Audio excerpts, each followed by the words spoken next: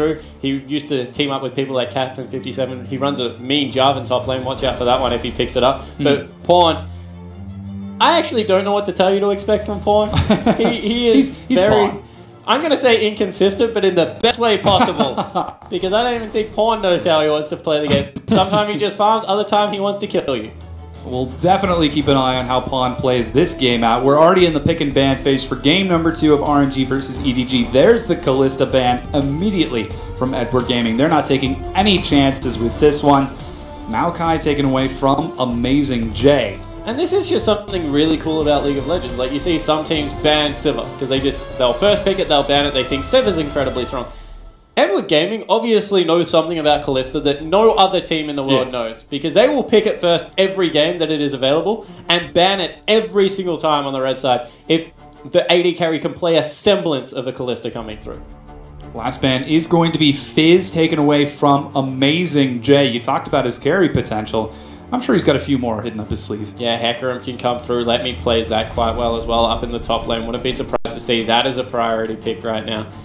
And it's actually maybe going to be the Rek'Sai picked away. First pick is Rek'Sai for MLXG. Yeah, so that means clear. He can default back to Sejuani. We saw him run it in the last game. He's pretty aggressive in the early game, so won't really affect him too much the way he plays it. And as I said, Amazing J would not be surprised at all if he picked up the Hecarim. Yeah, instant hover out of Amazing J. Clear Love knows what Deft wants as well, locking in that Sivir too.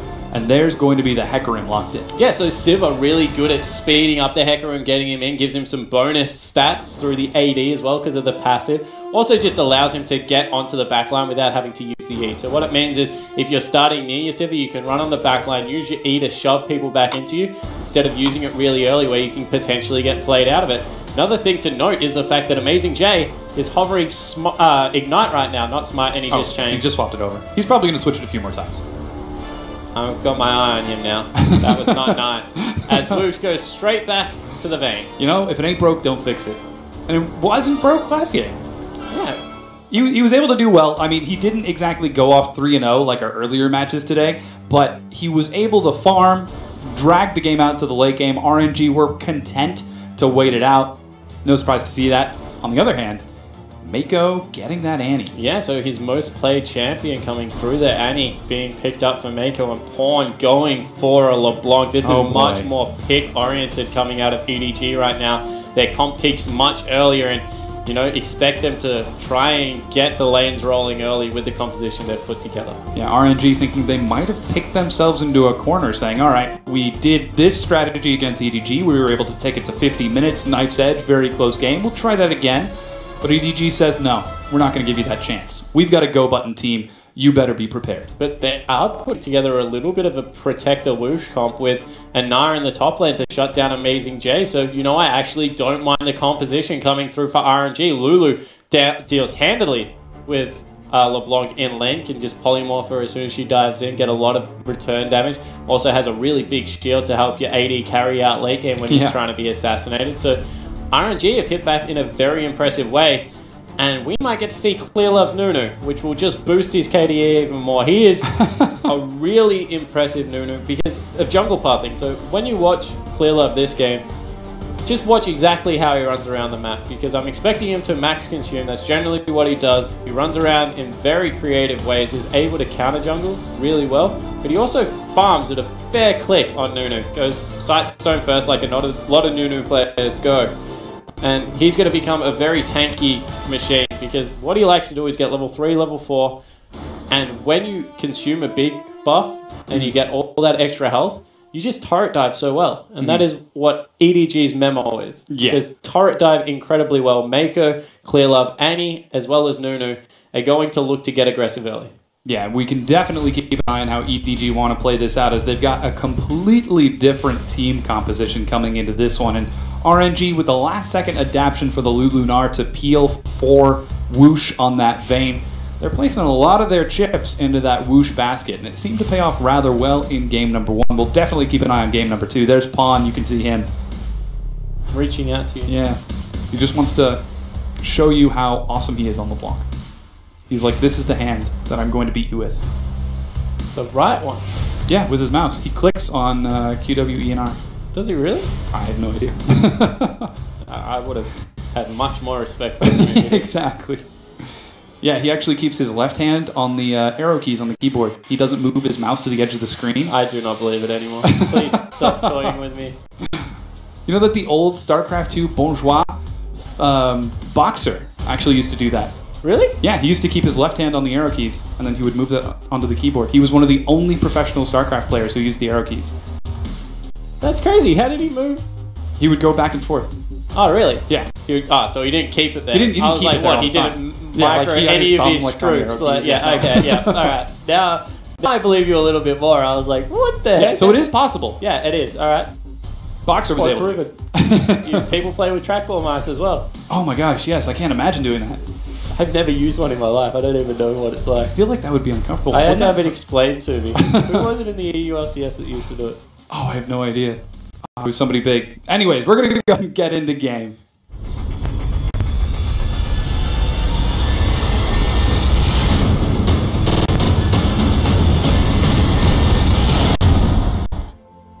All right, and we have now loaded back onto the Rift. It's RNG versus EDG for game number 2. And we do have a very aggressive play out of EDG right away. It was Creaton. Anyway, so yeah, deep wards start coming through from EDG, making sure that they can spot out if there is going to be a lane swap. See Mako running around with that stun fully charged up. But doesn't look like much is going to come of it. Instead, they will be heading into an early lane swap. Yeah, a lot of respect for RNG for the EDG level 1. There's Hecarim, Nunu, the chain from LeBlanc, and the AoE stun from Annie. Not a chance RNG are going to be caught in a wonky situation, especially after the cheesy play in game number 1.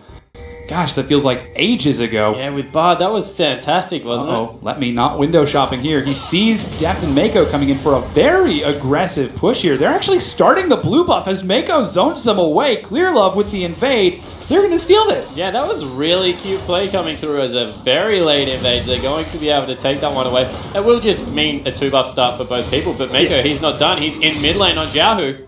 Bit of a tricky situation. The flash is burned. Jiahu Ignite ticks. Pawn gets first blood. Yeah, so all of a sudden, you don't have to worry about one jungler in the lane swap. Mako running around with Annie. Flashes, gets a great stun through there. Doesn't have to burn Ignite, so you can expect him to come back. However, let me the real winner out of this, because he'll actually get some farm. Oh my gosh. When's the last time a Gnar was able to get good farm early game in a lane swap? Yeah, exactly right. So, they had the counter matchup. Amazing J would have been really disliking life if he had to go up against the Gnar with all of the range Terrassa can come out. So instead, they throw it into a lane swap situation, pick up first blood on Pawn, who's gone back and grabbed another ring. So he's just going to look to bully Lulu early. And I said that it's a good lane for Lulu. If you give first blood to LeBlanc, no lane is good anymore. That's going to be a brutal matchup for Xiaohu. He is luckily playing pretty defensive on that Lulu. Well, he will be now. The blue buff has not yet been taken away from EDG. That's still on their side of the jungle. Both of the junglers and top laners are setting up for a potential dive. However, they're going to dive mid lane most likely. You can see that they've got 3 members behind Jia, who I would expect Pawn to push here comes up Mako here. once again. Is he going to find Jiahu? The stun lands. Pawn looking for the dive. Chain lands as well. They zone it from the side and pop right on back. I actually can't believe that Clear Love is walking back into his jungle, because they have right now the ability to be able to just continually run from behind turret, because he has no wards. Like, they know he has no wards. He's got a sweeper and no wards in his inventory. So there is no ability for that Lulu to get vision on the top side of the map. And you saw that repetitively they were just making him pay. Xiaohu not feeling so hot about this one. That's his second recall, well, I guess first recall after his death. He's level 2 to Pawn's level 3. The wave is even freezing in Pawn's favor. Everything is going EDG's way with this swap. Yeah, and I said it in the IG matchup, if you cast your mind back. If you can force someone out of lane twice with LeBlanc, it's the same as killing them. So right now, Jiahu's pretty much died twice because of the level advantage. Ooh, flash knockup. They find Mako. He's pulled under the turret. Will they trade the support over? They do. MLXG secures the kill. Yeah, so able to pick that one up. Very nice game coming through from MLXG, catching EDG off guard.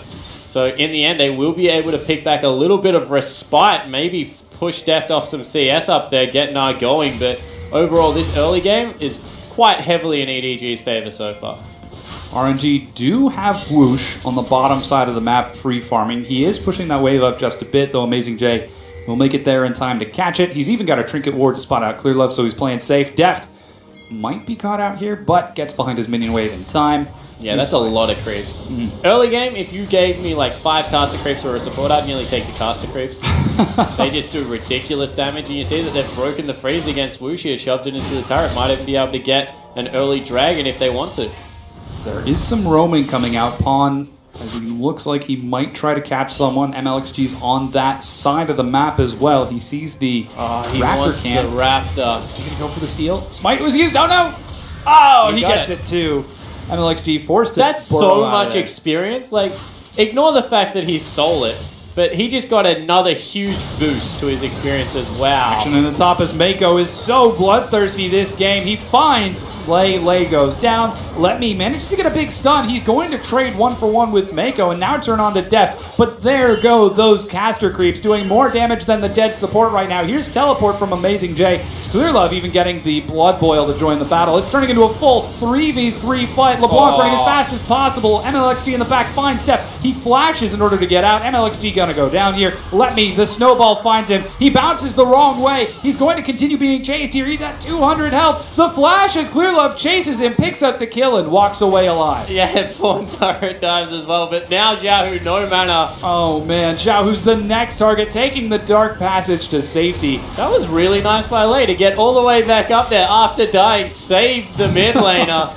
And wow, EDG, we talked about how they play the mid and late game so well, with Pawn and Amazing J on the lineup, looking to continue their dominance in the early game.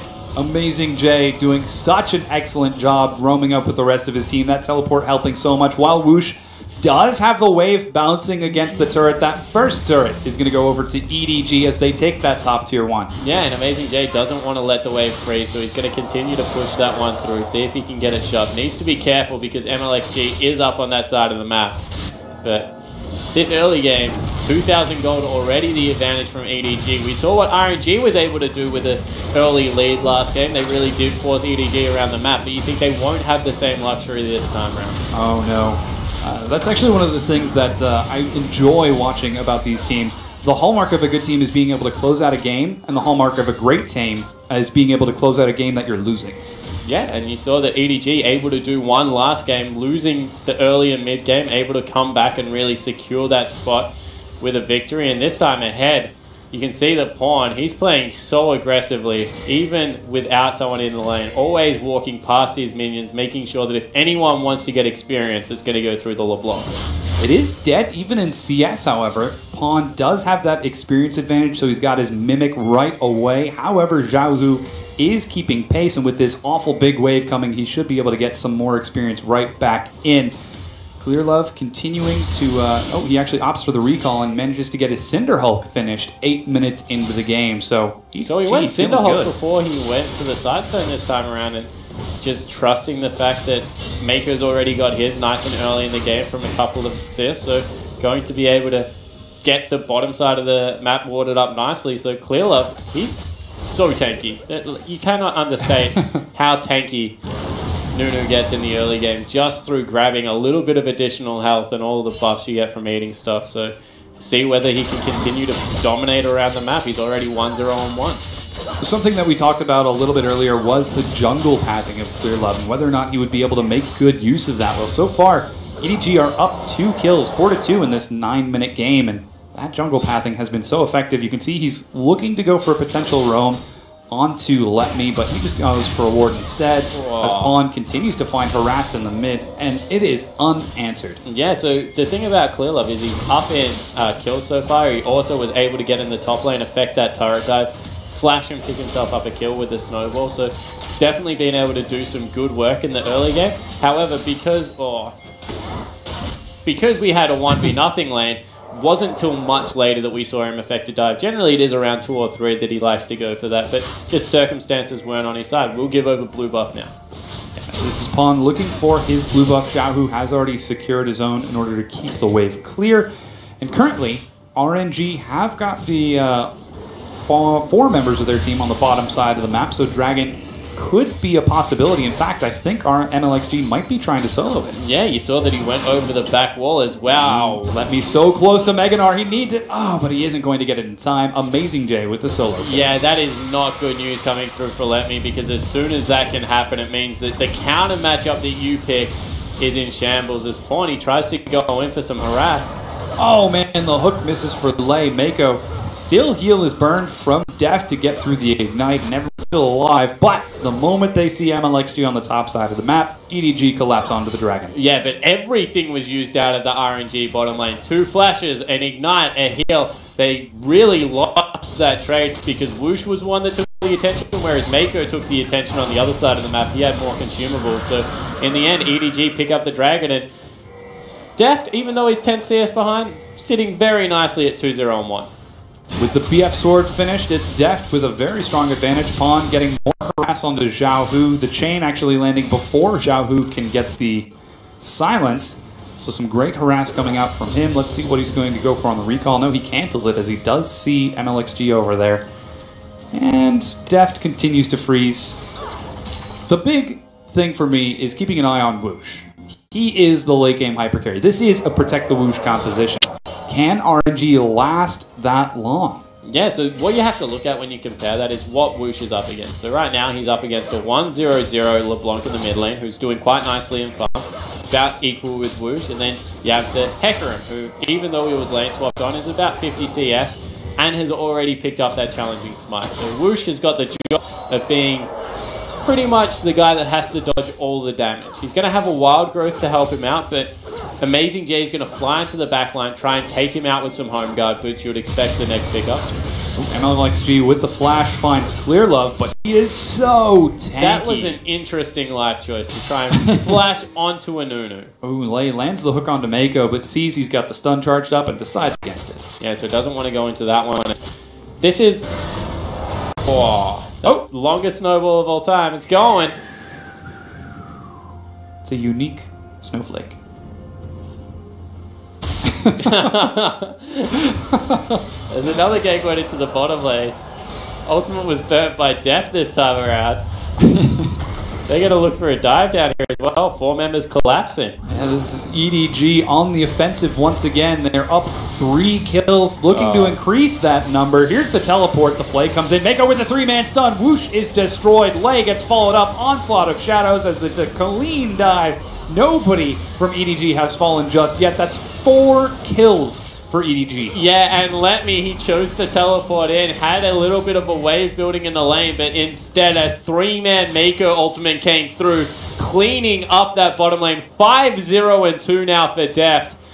And Pawn, he's going to be able to get to mid lane in time to cut the wave off. Oh no, Xiao Hu going toe-to-toe with Pawn as he's going for the full combo. Mimic Chain comes out. Here comes Rek'Sai to join the battle. The Flash comes out, and Pawn still gets the kill onto and look how confident he is. He's turning around and trying to serve it up to MLXG now. They grab the bottom lane turret as well, so 2 turrets fall down in that lane. Def goes back. Infinity Edge as well as Zeal now finished up. And this is the thing about Vayne.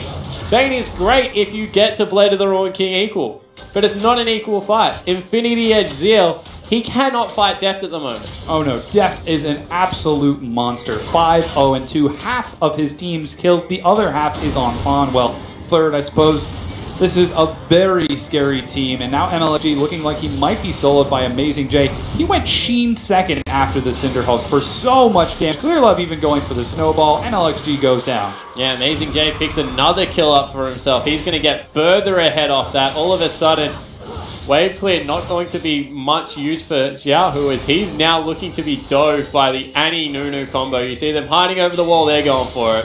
Xiao Hu's in a tough situation, takes the Dark Passage. But another turret will fall. Like, yeah, he gets away. He doesn't die. Fantastic work there to avoid the gank because it could have been much worse. But EDG are still going to push through and crush down the structures, grab themselves a blue buff, which Pawn's permanently had, by the way. Baimi looking on enviously from row 3. Yeah. But EDG just looked like a completely different lineup in this early game. Yeah, if the last game was a calm, patient game of chess waiting for the late game tactical maneuvers and mechanic battle, this is a significantly more intense game. This is like NASCAR. This is so fast. EDG are bringing the heat, and this time it's RNG who aren't responding. What's a NASCAR? NASCAR? It's oh my gosh, that's an American thing that you don't know. NASCAR is a sport where you drive cars really, really fast, faster than other people. Oh, like V8. It's a racing, like V8, exactly. Welcome to Australia. Yep. Welcome to America. NASCAR. Okay, something fast, something furious. I'm trying to come up with a better analogy. Yeah, no, that's fine. Let's leave it there. Or trying to creep in. He has been spotted out by a really nice ward. Mako also joining him. Although MLXG... Oh, no. Oh, Mako doesn't get the stun over the wall. Yeah, I think he got his Moby Boots popped there. He's already got the Distortion enchant just to make sure Flash Tibbers is up even more often. And... you know, the whole of the lineup here with a split pushing Hecarim on the bottom lane, now going second item Trinity Force, as you pointed out. The game is just accelerated to the point where RNG don't really have many good choices left in how to fight. And oh my goodness, Xiaohu, run! Oh no, don't do it, Xiaohu! Run. The Glitter Lance missed. Oh, he doesn't fall for it. Goodness gracious, that bush must be so terrifying. Every bush is terrifying right now. Look at the lack of vision they have on the bottom side of the map. Dragon up in 20 seconds. There is no way RNG approach this without dying. Look at their vision on the map right now. They're consolidated to a single quarter of the map. Not half, as an equal team would be, but just that tiny little bit. And even Let Me on the top side of the map is afraid to push past his own blue buff. He does have teleport, however. Something's telling me that RNG won't want to fight for this. Yeah, no, definitely not. Last time Let Me used his teleport, he died. So yeah. And it's right on cooldown. He regrets that decision. Oh no, but Amazing J might have something to say for that. He doesn't have teleport, but if he can kill Let Me, it won't matter as he goes toe-to-toe. Not to mention the fact that Let Me's not going to fight down there, so he's just going to die. Gosh, yeah, Amazing J with another solo kill. Dragon number 2 is secured. EDG are running away with this game. And Amazing J is just a completely changed top laner on this EDG lineup all of a sudden because there's pressure everywhere. He's just able to solo out, get as much farm as he wants, play that aggressive playstyle that he wasn't able to play in the first split. And yeah, it's just really impressive to watch. EDG playing in a style very reminiscent of their performance at MSI by going hyper-aggressive, turning up the heat and fighting over every little detail, punishing every single creep. Xiaohu, he's only down 11 CS, but man, he's probably way down in gold. Yeah, so this game is just, yeah, there you see it, God. 1700. It's 17 minutes into the game. He's been down 100 gold per minute. That's a lot. Yeah, yes, it is. That's a and it's not just him. Numbers. You see Deft, he's on 2 items compared to just 1 and Boots 2 coming through for Whoosh. And the whole of the EDG lineup just enjoying the fruits of their labor right now. They've knocked down 4 structures to 1. Amazing J might look for the 2v1 down here. He got a little antsy. Whoosh ends up spotting him out. He hasn't got his ultimate available. That's what he's waiting for. So instead, he's going to let Whoosh push this out. There is no turret on that side of the map, however. EDG respond by sending a shove to the top tier 2. Yeah, and the AD carry is higher level right now than the solo lane. You see all the wave clear coming through from that static shift. Siva doing some work in that lane, going to be able to get another turret. Ooh, Pawn actually did miss that one, so he is in fact human and not a scripting robot, but he did miss that one. Xiaohu looks like he's in a bit of a bad spot here. Pawn with another kill. Yeah, so Pawn able to pick up one more there, committing to this push. The base race coming through from RNG. It's a confident play. They're getting some good damage across. MLXG is going to zone the wave out of there, but what's the trade-off? A tier 2 turret for No, they're going to keep going. Just push it the whole way. Deft getting some great damage across onto the inhibitor. Through. Yeah, it is actually... Yeah, there they go. This inhibitor turret is going to go down now. And so in the end, they do exactly what you said. They traded tier 2 and maybe a Whoosh kill. Trying to go toe-to-toe with Amazing. It's the ultimate. There's a lot of damage. Pawn has joined the battle, and yeah, he goes down. MLXG suddenly realizes, wait, without my carry, I'm dead. And he goes down. So Pawn picks up a double kill. MLXG getting caught out there. Let Me getting some good damage across. He ends up going down. Mako picking up that kill. And oh man, the play is huge. Deft getting some more damage across in there. Oh, just barely one lot. Dies. That was an ace. Yep, ace coming through at 1934. Goodness gracious. Yeah, this is EDG at their best. They are looking so exceptionally strong. They're up 6 turrets to 2, up a solid 15 kills.